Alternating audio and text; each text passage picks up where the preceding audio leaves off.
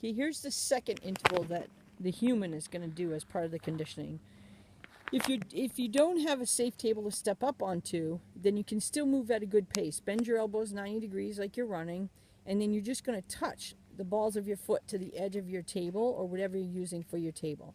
And then you're going to go at as fast a pace as you can. So you're really working, and now you can start pumping your arms at the same time. Good. If you have a safe table and you want more of a challenge, then you're going to do actual step-ups, where Linda actually steps up onto the table and comes back down with the same leg. So she's leading with her right leg up, right leg down, and then she would switch partway through and go left leg up, left leg down, and your condition, it just depends on your conditioning level, how fast you can do these exercises. So that would be the stepping motion. And then we're going to switch that to triceps dips. So she's going to turn around on her pause table. She's going to put her legs out in front of her.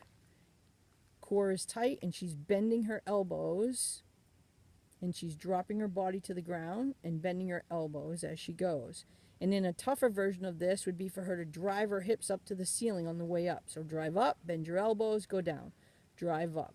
That's much more difficult. If this is too hard for you, you could bend your knees and bring your feet flat underneath you, and even bring your butt a little closer to the table, Linda. And now just go back to just doing the dip in the simpler position. So there's the easy version of going up and down. So there's always a way for you to do this motion. Good. Now she's going to flip over, and she's going to go into a straight arm, tall plank position. So her shoulders are over her elbows, elbows over her wrists. She's going to bring her feet out and drop her hips towards the ground, shoulder blades back. So she's in a nice straight line. Good. So if that's all you can do in practice, that is great. That is a great core exercise, doing that plank position on an incline. But if you're a little more advanced, then you can do a slow mountain climber where you keep your core nice and tight, step up with one leg in the running motion, and step back. So every time she exchanges legs, she keeps her core nice and tight.